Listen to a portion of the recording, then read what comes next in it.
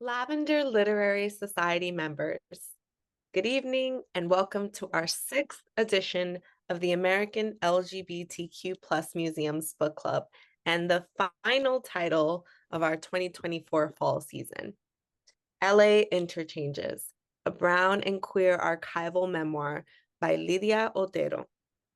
Today, we continue our voyage through the vivid landscapes of queer culture, guided by the vibrant pages of the books we'll spend time with over the course of the months and years ahead. As we gather in this virtual space, we are not merely readers, but trailblazers, forging connections that transcend time and generations. Our mission is clear: to honor our history, celebrate our present, and pave the way for a future steeped in understanding and unity. Within the covers of our chosen books, we will discover more than stories. We will uncover the essence of resilience, the beauty of diversity, and the power of solidarity.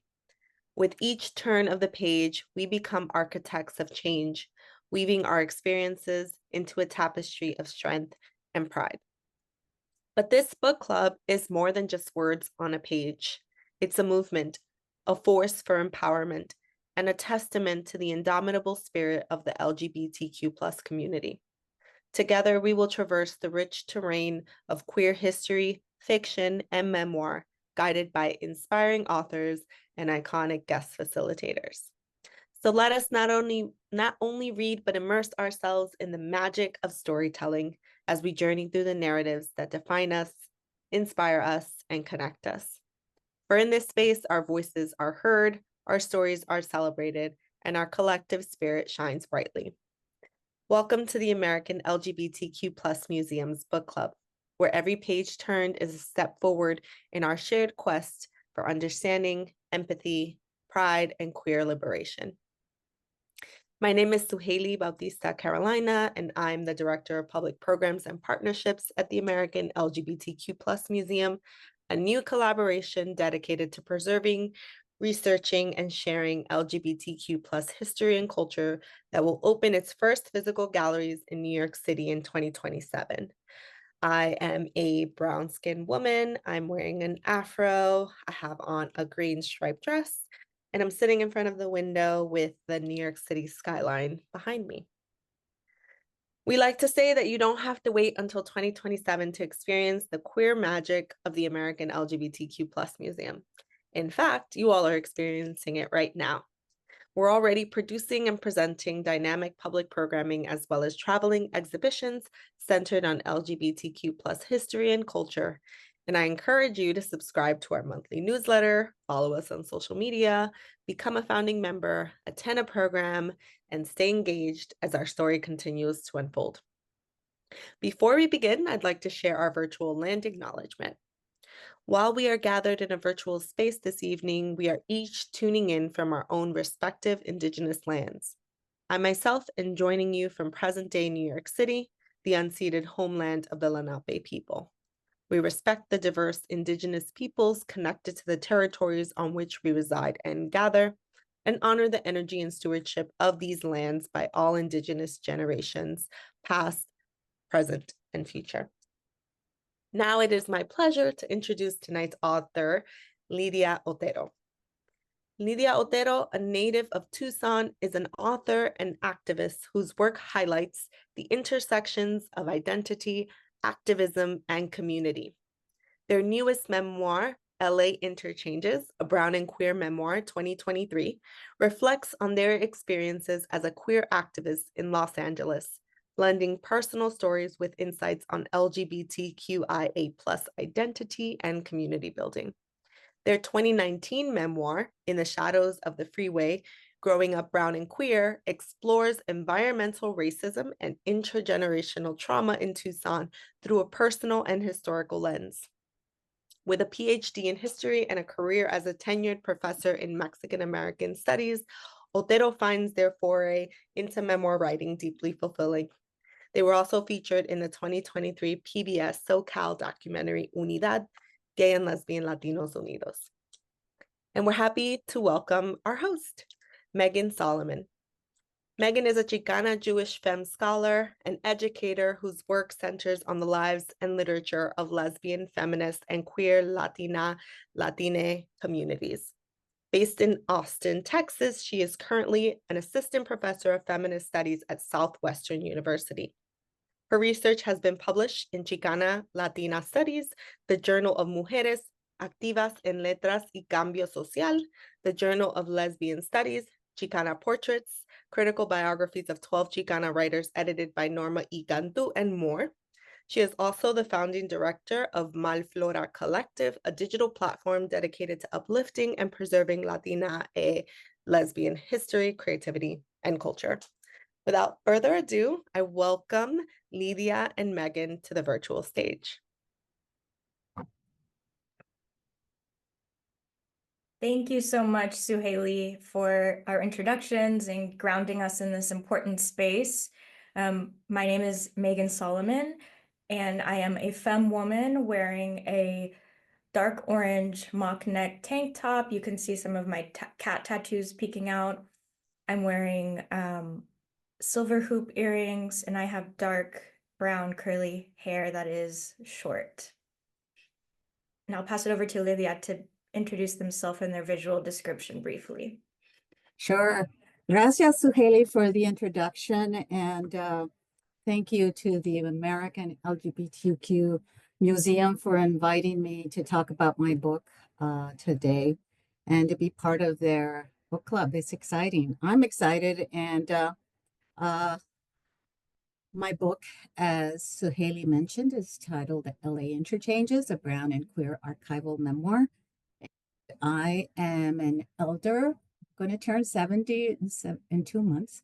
I have salt and pepper hair. And to be honest, I spent a lot of time trying to make it look messy earlier. So I hope it comes across. I'm wearing a medium brown skin. I am wearing dark glasses, dark rim glasses, and a black corduroy shirt. And I identify as they, them. And Meagan, I'm glad you're joining me, and I'm looking forward to our conversation, which will be about the book, but 1980s intersectional politics and multiple identities, which I'm looking forward to. Yes, me too. And I actually want to start with how we met.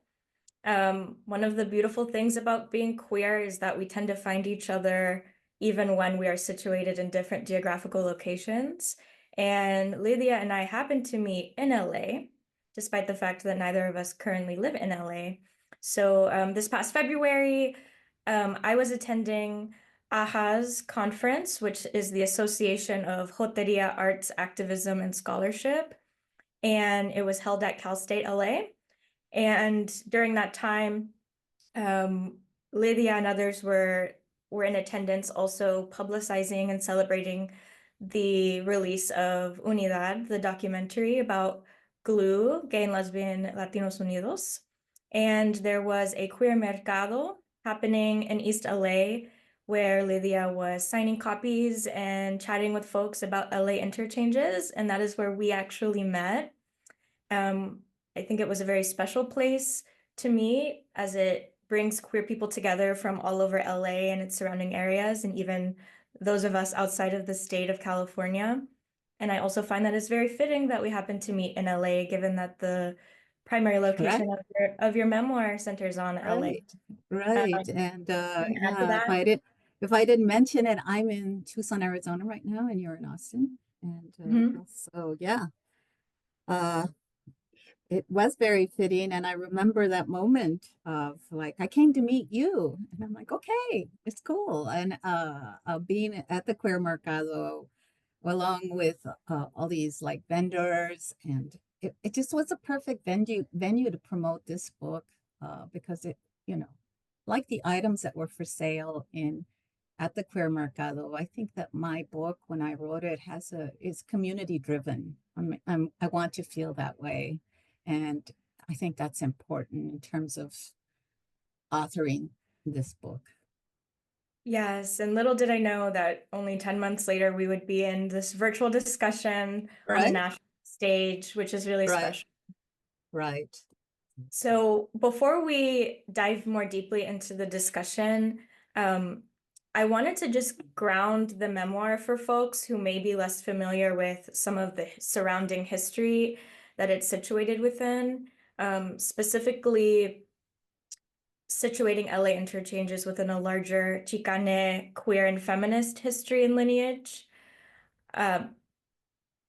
First, for those who may be less familiar, it's important to note that the terms Chicano and Chicana, and eventually Chicane, were reclaimed in the 1960s to signify a distinct Mexican-American identity rooted in anti-assimilation and cultural pride during a period of sustained Anglo oppression, which we're certainly still seeing today. The Chicano movement, or el movimiento, emerged during the 1960s to stake political claim through a movement ideology of Chicano nationalism, which positioned Chicanes as a distinct people with a long connection to the Southwest and other lands.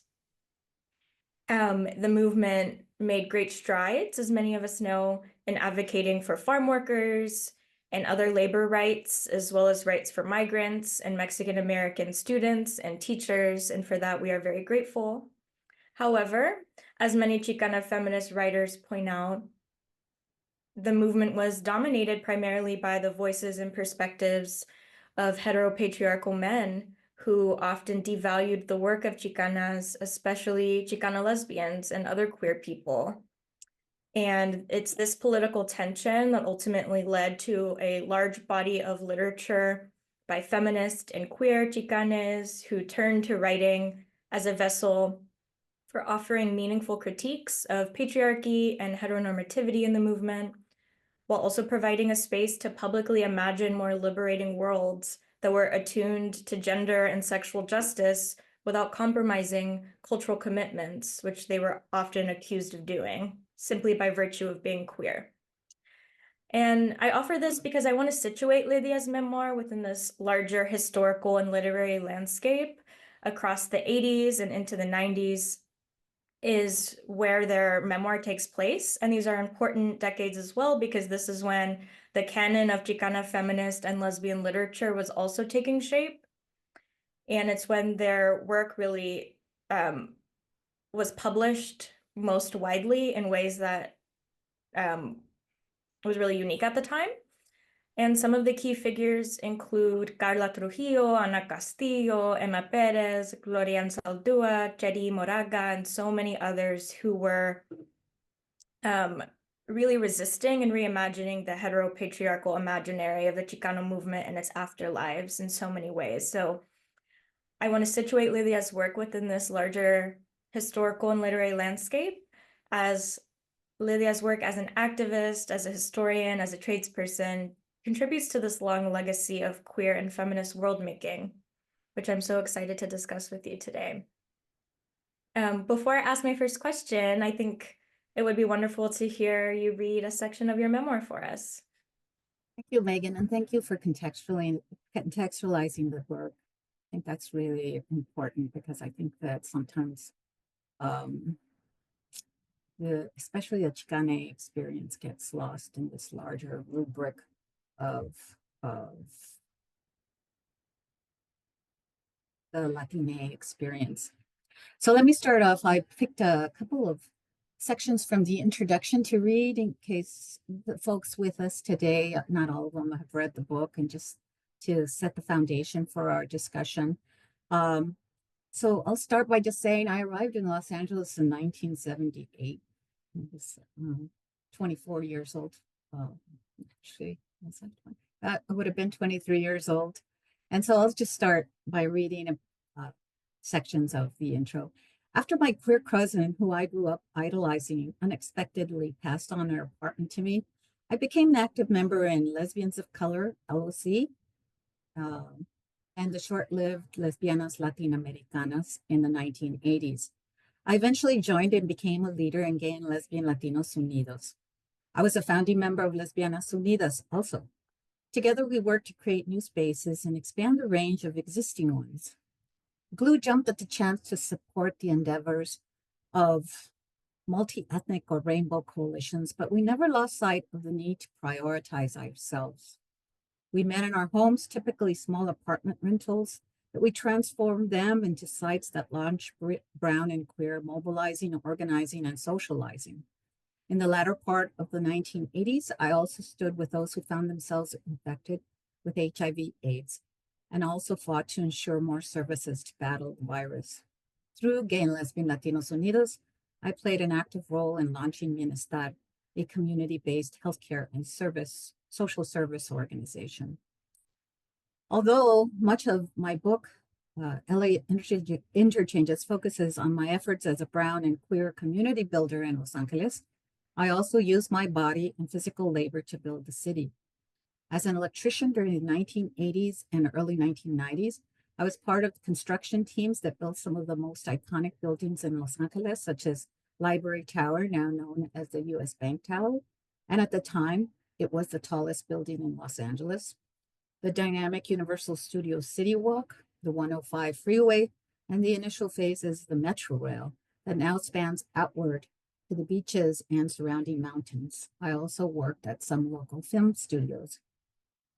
I currently identify as non-binary, though during most of my adulthood, society insisted on enforcing idealizations based on the existence of two genders, women and men.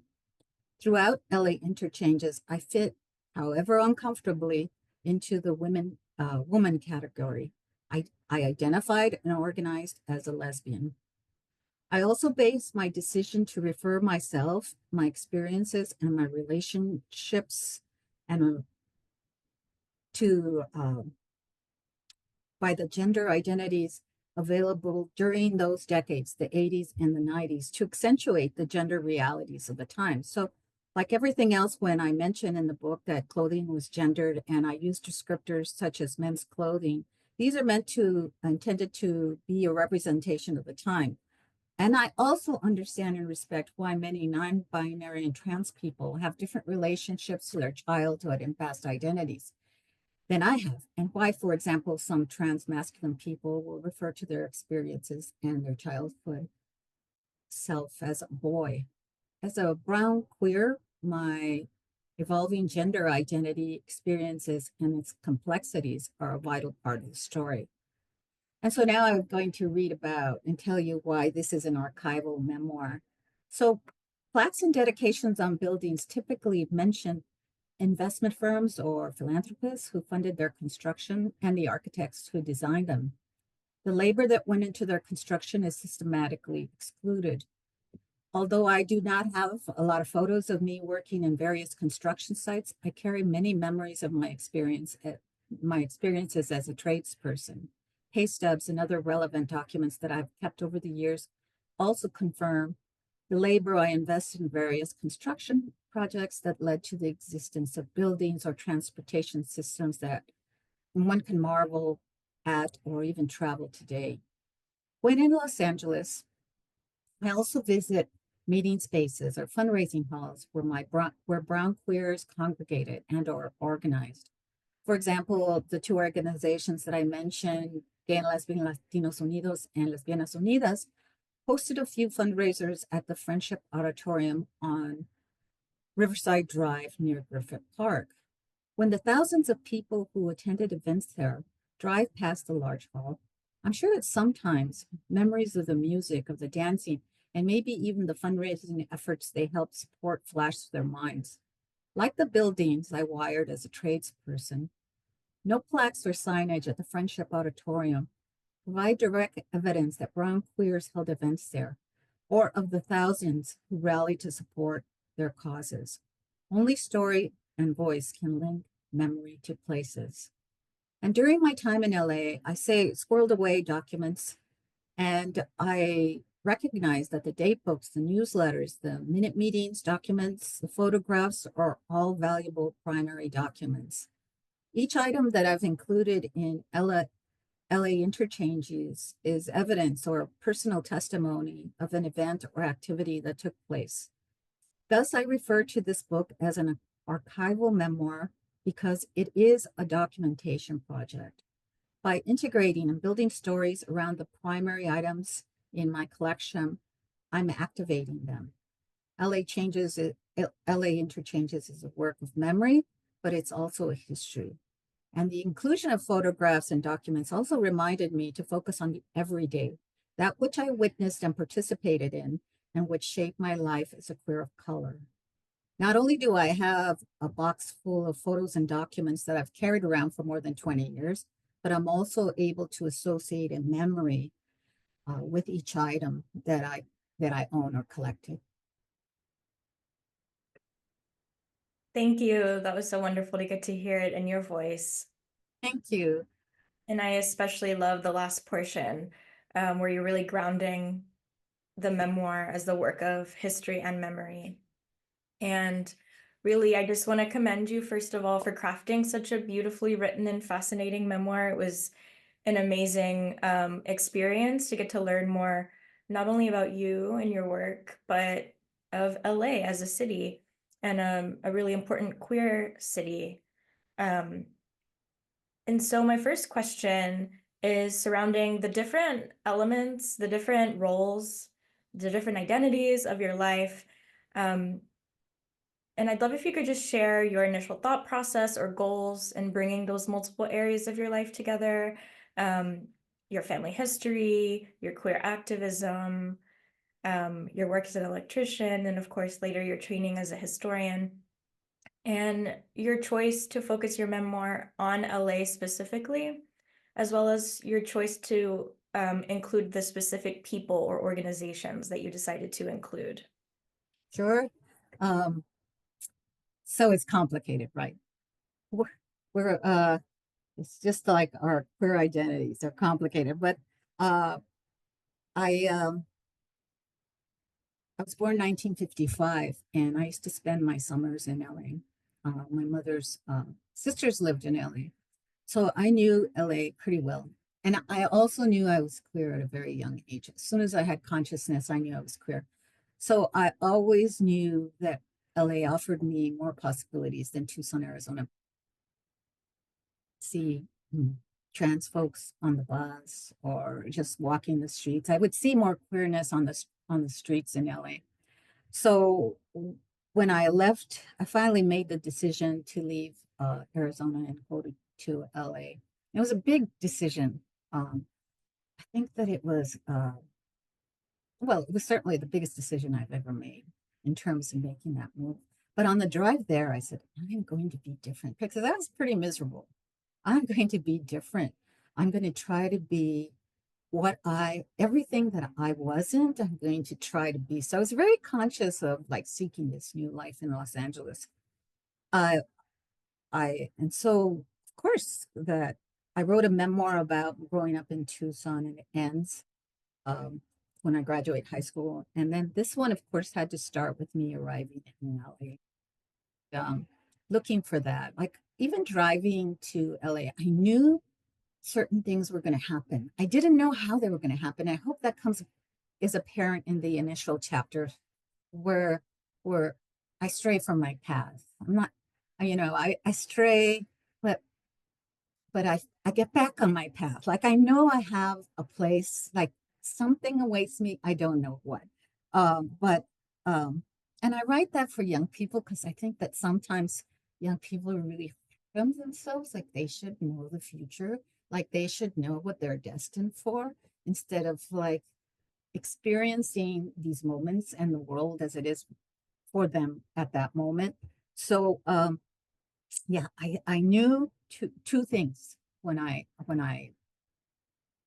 to LA. I knew that I was not going to organize with white lesbians because I had bad experiences with them in Arizona. And I knew I was not going to go to bars because I come from a family that has a lot of problems with alcohol. And as a child, my father used to take me to bars. So I didn't want to, like, if I was going to explore this new me who was going to be queer, I was not going to do it in a bar. And so I avoided those things. And I think that's what, like the first chapter is me driving around, me going to bookstores, me trying to get grounded, trying to find where I'm supposed to, where I'm going to find these magical women of color, lesbians of color that I'm going to be friends with. Like, where are they? And luckily, I joined Lesbians of Color, and I was active in that group for 3 years. And that's where I met a lot of mm, interesting people, where I learned a lot, grew a lot as a person. And it was that story that I wanted to tell in this book. Uh, so uh, it was hard to write about my activism and then write about being, because then eventually, right, my tia said, hey, will you cash your tio's paycheck, your tio Mando's paycheck? And he made a lot of money. And I'm like, oh my God, how is this for like 2 weeks, for a month? And she said, no, it's for a week. And I'm like, went to the library and explored, and then I found out that I could be a tradesperson. I had never thought, I had never even imagined that would be something I could do. And I went to the library and researched it. And, like, the heavens opened up. I could go to work and earn a living wearing jeans and boots every single day. I mean, it was a blessing. So it was hard to write this book and talk about activism, then break away and then talk about my construction days, because it was all with heterosexual men. So that was the challenge in writing this book. The challenges was to make it cohesive, um, and to to show my evolution, as well as the evolution of the organizations that I was involved in.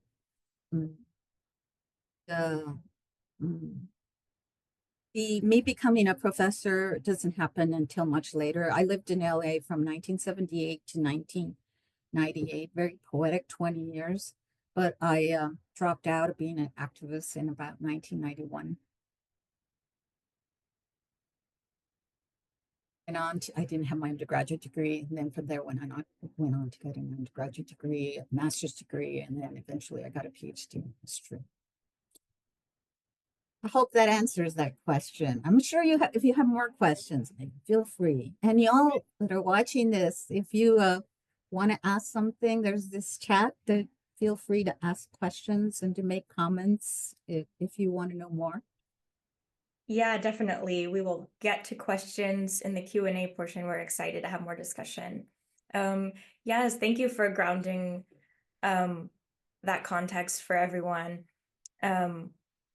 It is really beautiful to get to see all of these different parts of your journey come together for precisely the reason that you named, that oftentimes we experience this pressure to figure out what we want to do and who we want to be from a young age, and then not only that, but stick to it consistently. And so for anyone who's in a place, no matter their age, who isn't quite sure what their next step is, I feel like reading the memoir is a good reminder that you can change it up, and there aren't any rules Right. about, staying on the same path. And it's really beautiful to see how you went from, also working in a bank where you described, there were a lot more expectations to dress femininely, and Mm-hmm. then having the opportunity to work as an electrician, where, as you mentioned, the work attire there allowed you to embody your masculinity more visibly. And um, then eventually going back to school and getting your doctorate, super impressive. And then along the way, still maintaining a lot of connection to community and doing a lot of organizing work. So a lot happening simultaneously too. And I Right. think there's a lot, as you mentioned, that young folks especially can learn, but also people of all ages. So thank you for that. Yeah. I think that yeah, that's the beauty of telling your story, right? Is that it's never going to be easy. There's always these different components that you have to factor in, and you want to tell it as honestly as you can, but at the same time, you don't have to say everything. Um, Yeah, and I really appreciate your transparency and your honesty, because I think many of us, when we look upon the past, it can be easy to romanticize it, especially when we're like people in my generation or younger who are craving connection to a queer past in the present. it can be easy to romanticize it, especially when we're seeing the beauty of organizing. And I appreciate how you certainly amplified that beauty, but you also did talk about the challenges and you were honest. And I think that's important for recounting your life and your connections and your work, especially in community organizing. Right. Thank you. So, yeah, you alluded to this as you were reading part of your introduction, and I think it's a really important site for discussion, especially as we have this intergenerational dialogue, and I'm sure we have folks from a wide range of ages in the virtual space. But early in your memoir, you discuss how you present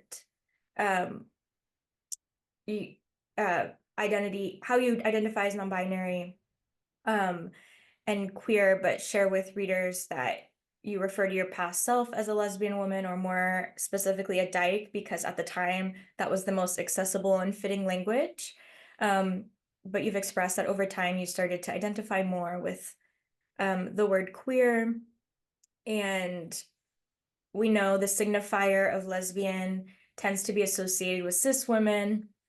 But we know there have always been gender outlaws and gender expansive lesbians throughout history. And I find that in recent years, and in my own work with Malflora Collective, there's been a really important reclamation of the expansiveness of lesbianism beyond that signifier of cis womanhood, although those certainly still persist as well.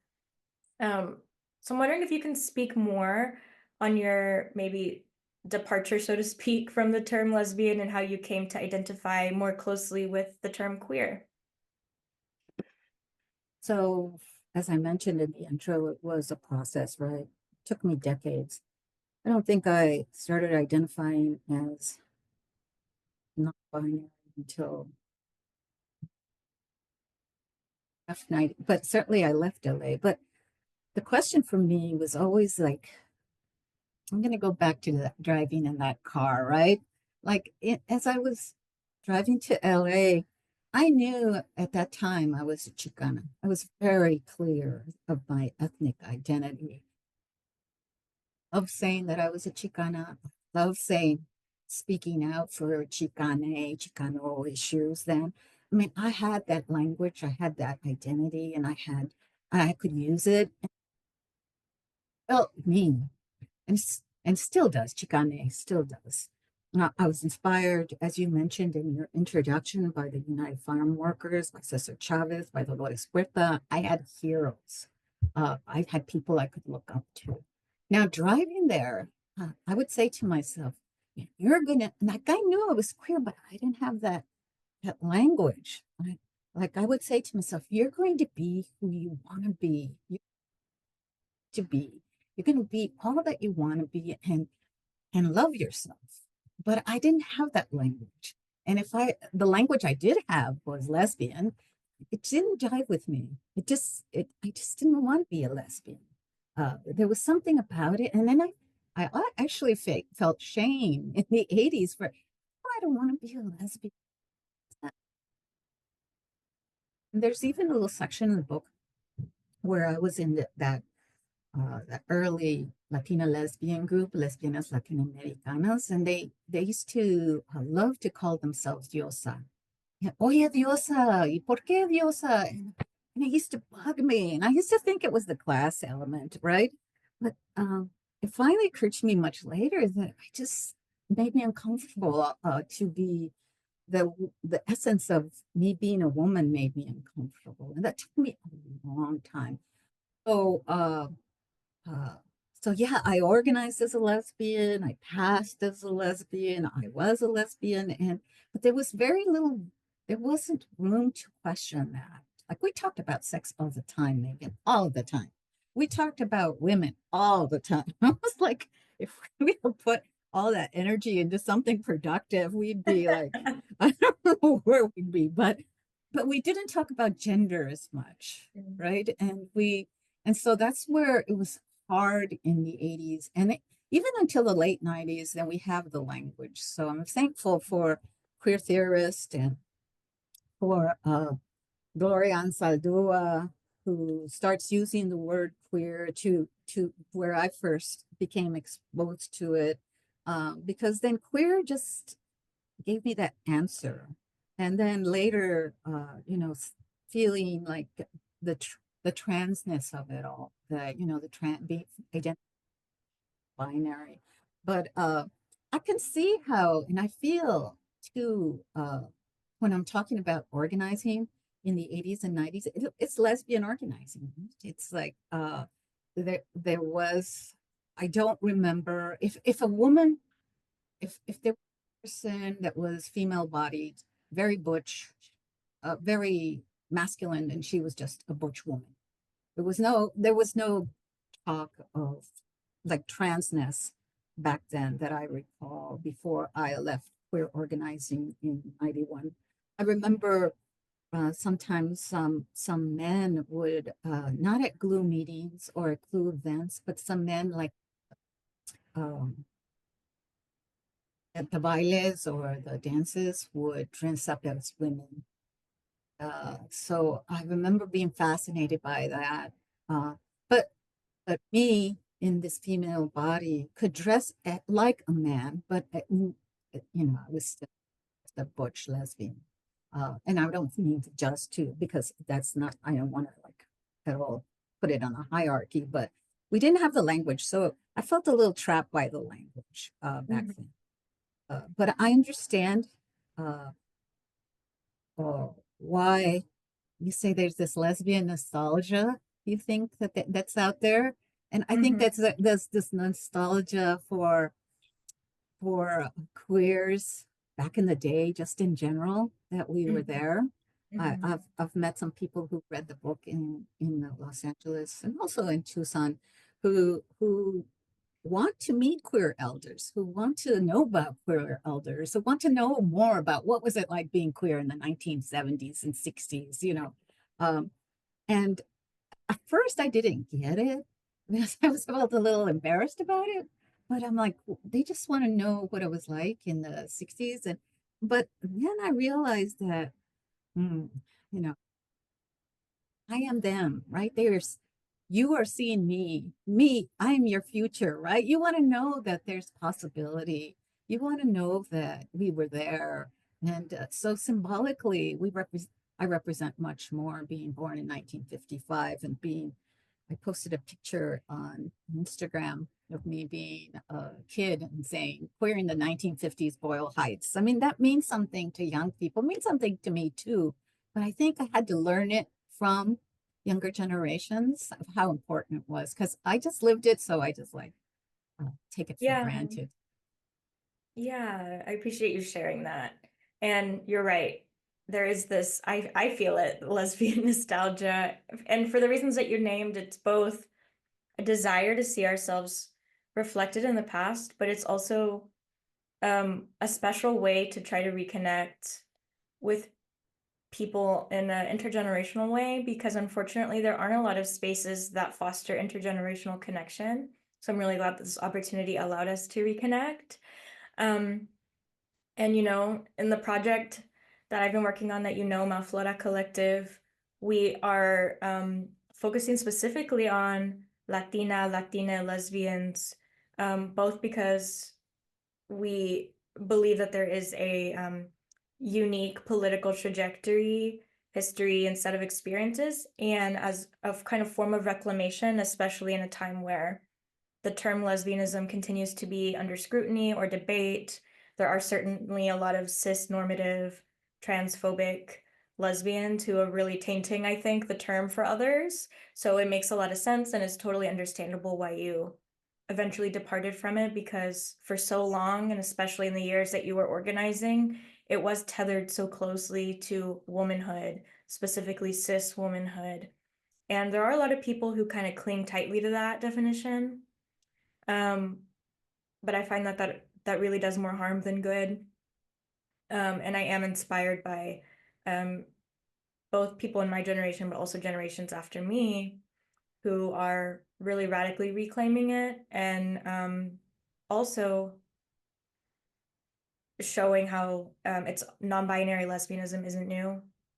And so I think there's a lot of interesting connection. And I would say, I don't think queer and lesbian have to be competing, right? Like I personally Right. identify as a lesbian and queer. Like Right. they, you know, they feed off of each other. They're synergetic. So I appreciate you sharing your own journey and trajectory, especially for anyone else in the room who might be grappling with that too. And if there is anyone grappling with that, Right. I just want to amplify the fact that you don't have to arrive at anything um, specific or anything that makes you feel boxed in. And I think that's the beauty of queerness, is that there's a lot of openness and fluidity, and we have the ability to shift, and we have the ability to take on whatever feels right when it feels right. So I just want to add that into the conversation too, as we talk about identity and signifiers of identity.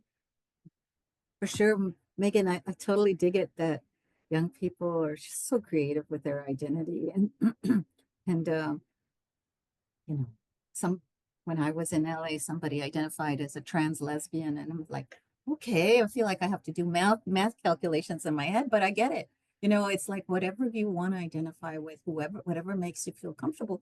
Because I know that for me, it's been a journey. I'm going to be 70 years old. I still don't have it figured out. And, I retain the option to change my identity and to re-identify at some point in my future. I don't want to be, if it feels right for me, then I'm going to do that. I don't want to be boxed into an identity, and especially something that comes up that resonates a little stronger, then hey, I'm going to grasp at it. And so I admire young people that are exploring these things and making and living their lives the way they feel they want to live their lives. Because I mean, that's why we're doing this. That's why you're doing the work that you're doing. That's why I'm doing the work that I'm doing, is so that young people, young coming up, you know, have the freedom to express themselves in ways we couldn't. Yes, and it's really special to have um, a Chicana queer elder model that. And it just, it's liberating to get to define ourselves on our own terms. And as you mentioned, not feel like we have to stay the same either. It's really freeing. Yeah. Yeah. So I want to talk also about your work, community organizing, of course. It was such an important part of your memoir and a part of your life. Um, you worked with GLUE and LU and LOC, Lesbians of Color, and it's really admirable to see how you all made it work with limited resources, limited funding, often across geographical borders, transnational borders even. Can you speak on what you found most effective in your time organizing, and maybe what words of advice you might share to those looking to organize and find community as queers and lesbians of color today? That's hard, right? So I organized in Lesbians of Color. I joined in 79, and that group uh, never took minutes.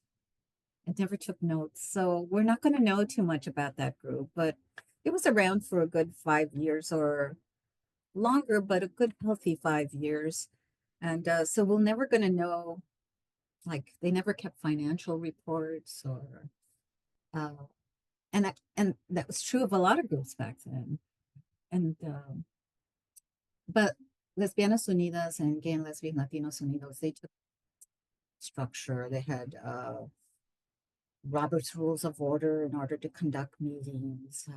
So you have more records that exist and documents that chronicle the organization, and that's the structure of an organization.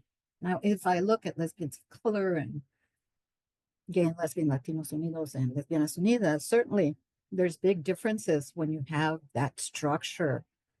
But on the other hand, I'm glad that Lesbians of Color, when I first arrived in LA, was around and lacked the structure, because I needed to just have those conversations of like coming out. uh, as basic as that is. I mean, we needed to have those coming out to your parents. I remember we'd have a talk about coming out to your parents, and and homophobia, racism, all of those things we used to talk, just casually meet and talk about them, and then go after a meeting, go out and go to a club and talk about them. And then later, when I organized with Lesbianas Unidas and Blue, we had those great times, and we had retreats and great, but it took a lot of planning. And the planning sometimes is what it's very delicate. Like, you have to be surrounded by people that are very like-minded uh, in order to plan like a lesbian retreat. Like, I know documentary Unidad said, oh, there weren't that many lesbians at first that went to the initial Blue retreats in the and first retreat was in 1984, the first Latina lesbian retreat, and there was 35 Latina lesbians who attended. Now, your perspective, you can think that's like, oh, not a lot of people. To me, that was a lot of people. We convinced 35 Latina lesbians to pack up everything and go to the mountains in San Bernardino and meet other Latina lesbians. That was like a big, but it also took planning. So you had these different levels of organizing. You had the people that were active in Lesbianas Unidas who were doing the planning, who were gathering up the finances, keeping the books, making sure we weren't in the red, all of, but then you had the Lesbianas Unidas, the lesbians who would go to these retreats, and I would say like 95% of them never went to a Lesbianas Unidas meeting.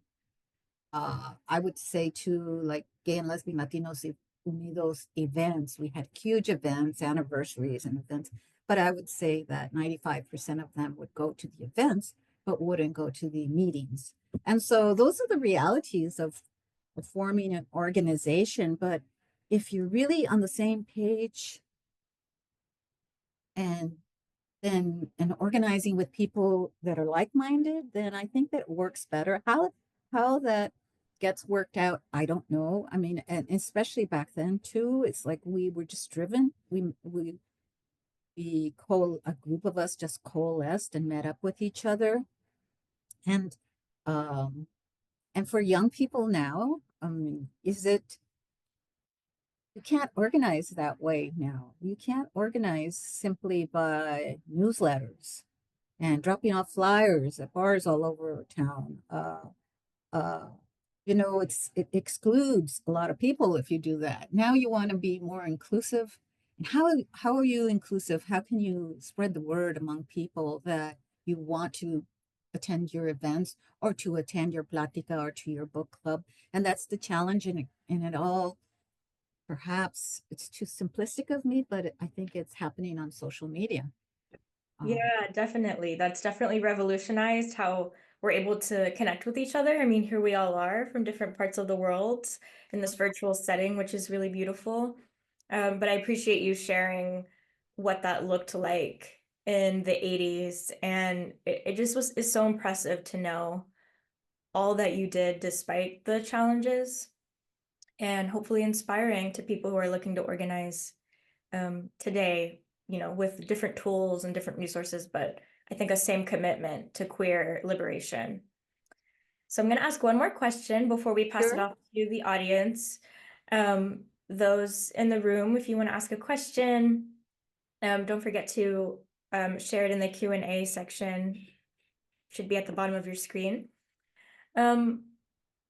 So at the conclusion of your memoir, you include additional photos and documents at the end, which were really wonderful to see, our queer past visibilized in such a vivid way.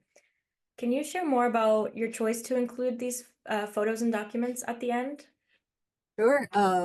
Yeah, I put them in the appendix because I had all this extra stuff, right? And to put them into the narrative would have disrupted the narrative a bit, I thought.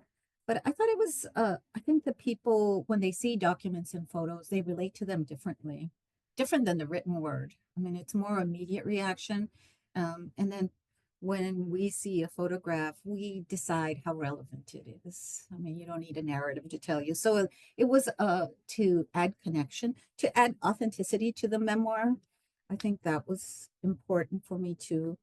But to be honest, I had a hard time finishing the book in the last chapter. The conclusion aside, the conclusion is about I left being an electrician and became a professor. So it's that story. But the last part where I leave Gay and Lesbian Latinos Unidos, I'm at this, I'm having this moment. And it's actually a photograph of that moment, which is eerie. So I'm at this club that I used to go and hang out and dance. And I was always non-committal in my relationships and even in my dancing relationships where I just like floated across a dance floor. But I was at that club and I looked out and I like remembered my younger self when I came to LA, so optimistic and so full of energy. And I felt tired. I mean, it was 1991. I just looked out and I had experienced a lot of death in terms of lost my friends from HIV/AIDS. And I just experienced this darkness that I can't even talk about now, but I certainly couldn't write about. And I think if I would have started, if I started exploring those feelings, I never would have finished the book. So in the last chapter, I say that I just felt burnt out and I left. And that's true, but there's a lot more. And maybe in the future, I'll explore that a little bit more. But I had to, like, I remember going to bed and thinking, okay, what are you going to do? You just can't end the book here. You're not just not giving your readers. And I always think about, like, who these hypothetical readers are. Your readers are going to pick up that something that you're not saying everything, which I was not. And so I remember waking up in the morning and saying, hey, what about this idea? I leave it the way it is, and then I give them, the readers, a little perk, a little extra, and put the appendix in. So it was my compromise of like facing this hard place and possibly not finishing the book and just like feeling okay about it's a little extra. Yeah, and I know readers appreciate it because you can't cover everything in the space that you have. And so Yeah. it is a really special inclusion at the end. And as you mentioned, there's something particularly sacred about seeing the visual come to life through photos in a way that complements the literature. Yeah. So it was really great to see those. So thank you for including them. Thank you. Yeah, so we do have some questions. Are you ready? Ready. Okay, some good questions. So someone in the Q&A box said, "Hi Lydia, I see Hi. that today there seems to be more unity between men and women, but I remember back in the 80s and 90s there was not that same sense of community between the two groups. Why do you think that in Glue there was unity between men and women?" Right. Yeah, I think that that was a special thing. I think the men were more feminist leaning, certainly. They would talk, they would have meetings on their own to talk about feminism. Um, and I think that they came from Chicane families with strong women. Because actually, if I had a room full of gay men, Latino gay men, and Latina lesbians, and I gave an order, say, or a suggestion, the gay men would be saying, okay, we'll do that. The Latina lesbians, well, I don't know. We should consider. So it's always easier just to like, uh, sometimes I felt less challenged sometimes in terms of my leadership. They were willing to follow a little, to step back. And I think that was important that they were able to relinquish their male privilege in order to have this group. And I think it's okay. So a lot of the Chicano men, I'm not saying that all of the Chicano men in organizing were like that. Some of them were jerks. I encountered them at our events when they'd say things about the lesbianas, but the men in Glue that actually were part of the Glue were a special breed of individuals. And the lesbians, now if you were active in Lesbianas Unidas in any capacity, you never had to go to a glue meeting. So you never had to go to a meeting with the men. You could be a separatist. Uh, and so that glue offered that option. So it was good at that time to offer that option. But the tension between men and women was striking. The tension between in terms the other ethnic tensions were striking too. So yeah, I don't know. We just lucked out, I think, in Blue and in Lesbianas Unidas. Of course, Lesbianas Unidas, I left in the early 90s, and they will break away from Glue in 1994 due to money issues, and also you have more separatist Latina lesbians getting involved at that time. Yeah, that's really interesting. And good to hear that there was community building within Glue and that there was options for the lesbianas to meet separately but also intermingle. And I know that in Unidad, the documentary, Geneva does talk about instances where there was some misogyny still operating. So of course, it wasn't a perfect time, I imagine, but it's good to know that there was that solidarity. And I think there's a lot to learn from that solidarity. Right, right. And options within the organization, right? Yes, yes. Okay, next question from the audience. So this is from Letty. She says, great to see you. Thank you. Thank you for suggesting that my book be included. And she said, I loved your description of organizing with lesbians, the retreats, the dances. Were the women from different classes, mono or bilingual, and did these differences pose challenges to organizing? If so, how did you all deal with it? Oh, we dealt with it. I remember when the Latinas, and I say this in Unidad, when the Latinas started joining Lesbianas Unidas, they wanted salsa, and Chicanas wanted oldies, and it's like that compromise just around music. Sometimes there was a lot of tension. Then we had so at our retreats we'd have these pláticas and these sessions where we talk about class differences, because a lot of Latinas, not all of them, were from upper class, more privileged backgrounds. Sometimes they were white presenting, but they knew how to speak Spanish. They were very fluent in their culture, where the Chicanas were pochas and felt insecure. Like, I had a Latina tell me, uh, what kind of Latina are you if you salsa? I mean, those kind of pronouncements. And I said, well, I'm a Latina with roots in the New World. And so those kinds of tensions were very evident. Yeah, Letty, you probably experienced them too, but we knew too that there was a bigger, it was bigger than us. I mean, I think that uh, hanging on to each other, moving forward with each other, that we were stronger with each other. But yet we did have these tensions around it, around music, around organizing, and then too, sharing our past. Some of the Latinas had to learn what it was like to live and be brought up in this uh, society, because they all thought we were privileged because we were born and raised in the United States.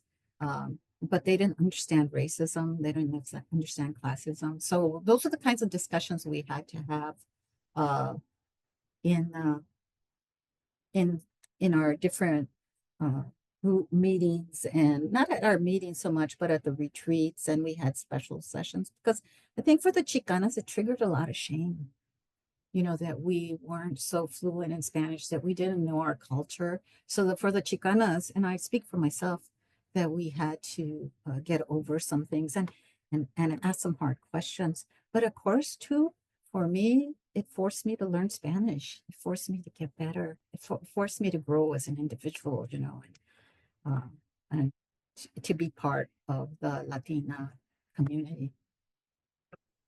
Yeah, thank you for sharing that. And I think that is probably a story that a lot of people still resonate with today, especially those of us in generations where Spanish wasn't passed down to us. And so that is still, I think, a point of tension and also a point of insecurity or longing. But it's beautiful to hear that through those interactions, you were able to learn more Spanish and also feel more culturally connected.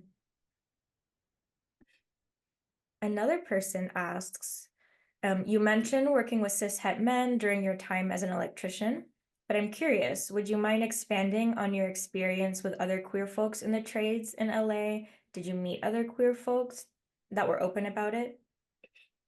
No, I I left in '94. I did meet hmm, a woman, a white woman who was an electrician, but most of the women, and there were very few, I can count them on one hand, the time that I ran into women in the trades when I was in the trades, and they were straight. And I was always like, I'd always hear about these women, around. And one time I met this straight woman who was so butch, but straight. And it took me, like, she was just so strong and so rough. I mean, it was like, wow, and she's straight. But it's like, um, I was there during they had just forced the labor unions to admit to women the year before I came in. So I was there during the early years. I know that now I follow IBW Local 11, and I see that they have a contingent at the Christopher Street West, and I think that's just so cool. But that was not an option when I was there, and I just didn't know that there were. One time I met a gay man, but most of the men were cis men, and I really didn't always. I tried not to talk about, like, I was out, I was a dyke to them, but I didn't want to know so much about their lives. I just didn't. I wanted to go to work, do my job, build, make, do all these things, and go home and forget about them. I didn't really want to form relationships with them. And didn't really go into this in the book, but I was able to work out my masculine tendencies and desires by doing that kind of work, by, working with building things and making things, or men, being one of the guys, it was like what I said previously. That's one of the things that I have to work out about myself. Yeah, thank you for sharing that too. And you did mention in your memoir that most of the men that you worked with in the electrician work didn't, give you any crap about being queer. It was more so people from other trades that were working on Right. this on the same sites too. Right. It was, I think, because I was part of the union, right? I was part of them. That's like, we underestimate what the power of unions are now. And they wanted, maybe I'm delusional, but I always felt like they wanted me to succeed because I was part of them and I reflected on their union. So, yeah, that language and that solidarity was very present. That's actually connected to a follow-up question that the same person asked. If you were involved in any, so it sounds like you were in a union, but were you involved in any union organizing as an electrician? And if so, was there overlap in your organizing with other groups like Lou? No, no. In fact, what I said earlier is there was a little sticker that I would wear on my hard hat, 8 hours pay for 8 hours work. And I took that seriously. As soon as I left work, I'd get out.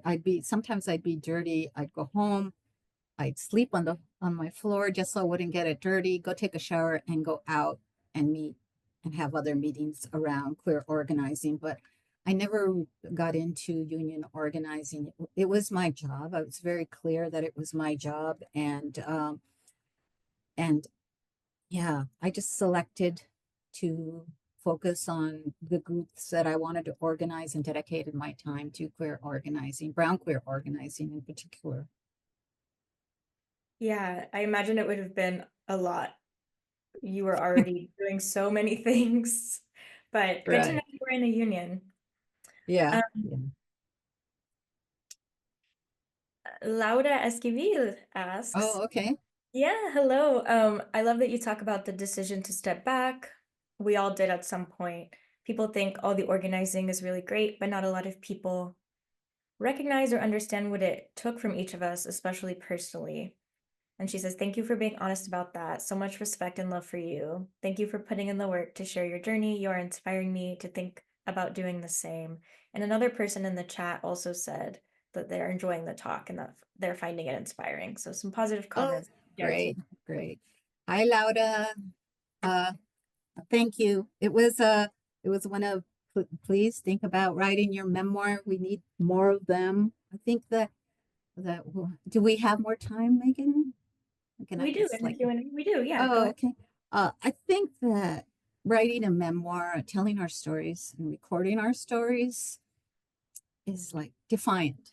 Like just doing that is defiant. But I think that we have to do some inner work sometimes. And we have to convince ourselves that our stories are worth telling and recording. And that's the first step of defiance is doing that. So hopefully people are encouraged to do this. And I'm sure a lot of people would want to hear your story.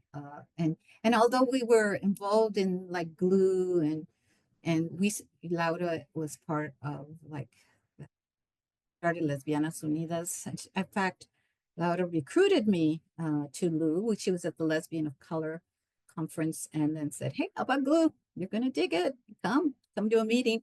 But we experienced we were in the same organization, but we experienced it differently. And I think though that's because this memoir is only one story from one person. I think we have to like it has to be more collective.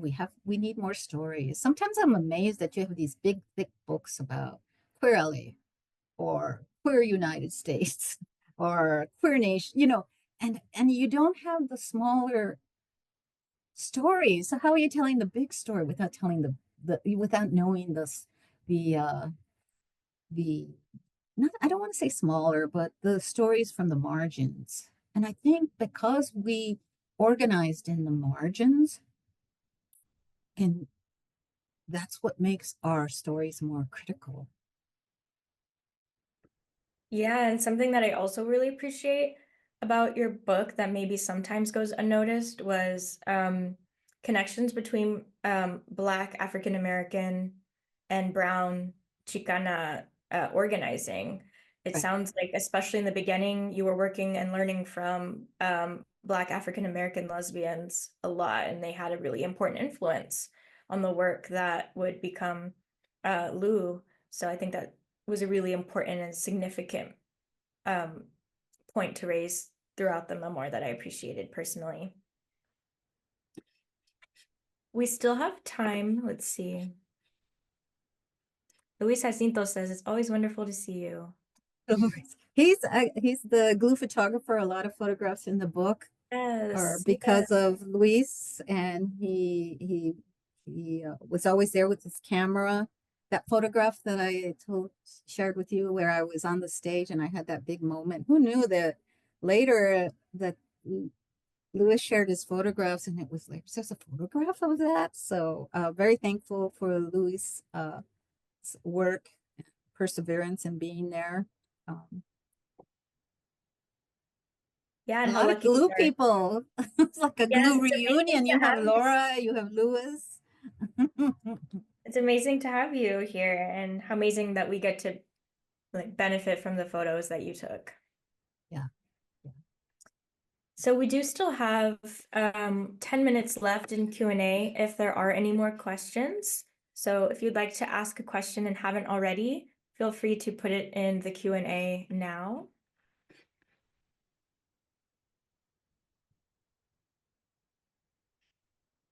I'll give a couple minutes in case there are any last questions. If not, we will transition.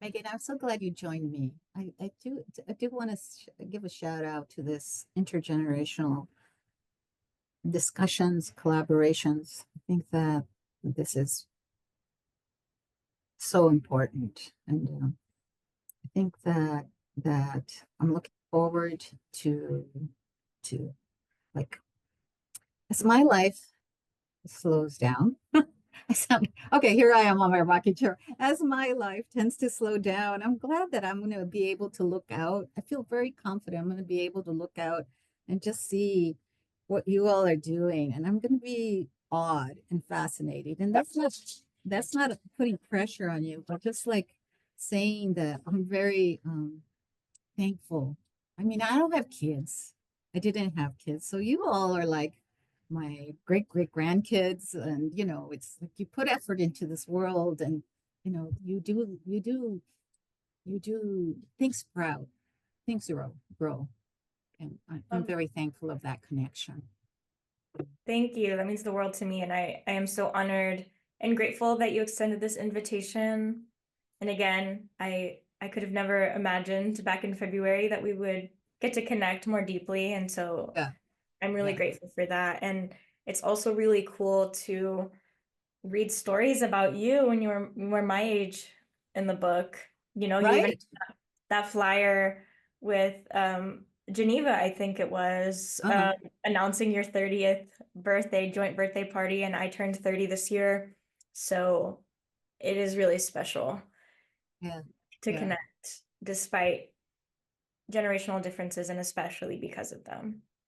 And we Right. have a few more questions, and so we'll take these last three questions and then we'll transition. Someone asks, I know you said that writing about HIV and AIDS was hard. What do you want us to know about that time, especially in the Latino queer community? So I think I would want you to know, young people to know that we stood up, we took a stand, we did something. And I think that's really important because I would hate to look back on my life and to say, to think that we didn't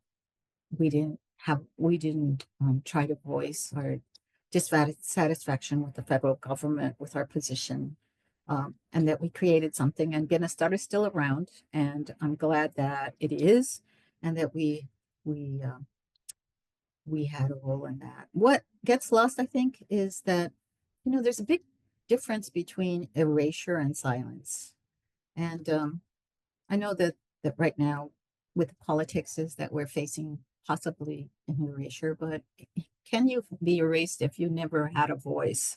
And I I think that the deaths of people that happen, like, I want to make sure that they're remembered in some way. And that's why I dedicated my book to young men who passed away from HIV, because they motivate me in terms of I want them to be remembered somehow. Okay, so it's just maybe pictures in the book or names in the book, but still it's in a book somewhere. And I think that's for the person asking that question. I'm very beholden to them in terms of like I guess that beholding as a historian, that they don't disappear, that we remember them, but also in this book that we remember that we as a people came together and did something about it. Because I think we know about the history of HIV AIDS, and we know about APLA, we know about these big national organizations, but we don't know too much about people of color organization. We need more work on that. Um, to talk about queer of color organizations that during that time to take care of folks or to contest HIV/AIDS, and this this story, sliver of a story that makes up this bigger whole. Very touched. Sometimes I reflect on the people that are no longer, because one of the things I want to do in the future, right now I'm writing a typical academic book, so I'm not doing it. But after I'm done, I want to write a book. It moves me so much that I want to write a book. Like hypothetically, I was born in 1955. what if I would have been born? What if I would have been born a boy? What would my life? Sure, I would have been one of those young men during the time of AIDS. How would I have seen it? How would I want to tell that story from a different perspective because I think we just need to hear that. And but they're gone. So then how do you tell that story if those young men affected are no longer here? Uh, so yeah, it's a very sensitive, but it's also a very inspiring narrative. Yeah, absolutely. And I'm so grateful that you preserved their legacies with so much dignity and respect. And as I shared with you in an earlier conversation, my Theo passed away from HIV/AIDS in 1997. So to see that really, even in just the opening pages of the memoir, that dedication was really special. So thank you for that. Thank you for all the work that you did in community. So we just have a few more minutes. So I'm gonna maybe we'll work on being brief for these last few questions, and then I'll pass it over to Suhaili to wrap up this wonderful meeting. I'll try to combine two questions perhaps. So Laura asks, you said when you moved to LA, you were clear you were not looking for white women lesbians to be in community with. Can you talk more about why or how you were so clear about that? And then I'm going to add to that from another question. What brought you joy during your days organizing with Lou? Okay. Uh, so I think that I had had a bad experience in college where I was around some white lesbian feminists and I just didn't feel seen. I felt like they were just looking through me and I didn't feel heard. I just didn't feel seen. So I carried that with me. Plus, I was inspired by the Chicane movement and I wanted to be part of that in some way. So I guess that was mainly it. Okay, so I did date some white women, and it's clear in the book that I did. Um, but in terms of bringing joy in Lou, I mean, Laura, if Laura asked that question, she could tell you. I mean, it was just meeting somebody like you talking about things that we had in common. We laughed a lot. I mean, uh, we had great times. Um,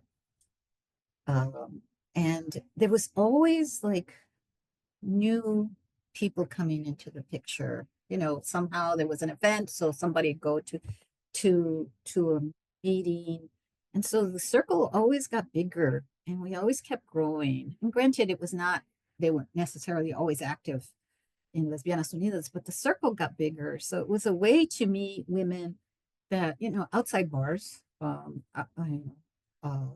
that had some sort of political conscious, not like me.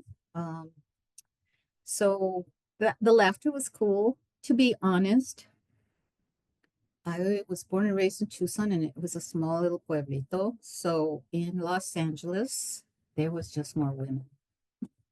There was like the 31 flavors of women. So it's like that brought me a lot of joy.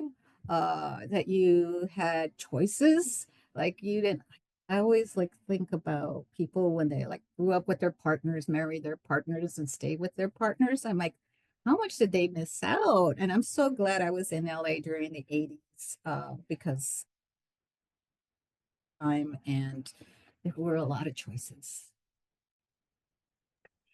Yeah, thank you for sharing that. And apologies if you posed a question that we didn't get to. I hope you still enjoyed the discussion that we were able to have. Thank you, Lydia, for this Thank you, wonderful Megan. podcast. I'm so happy to reconnect and to stay connected.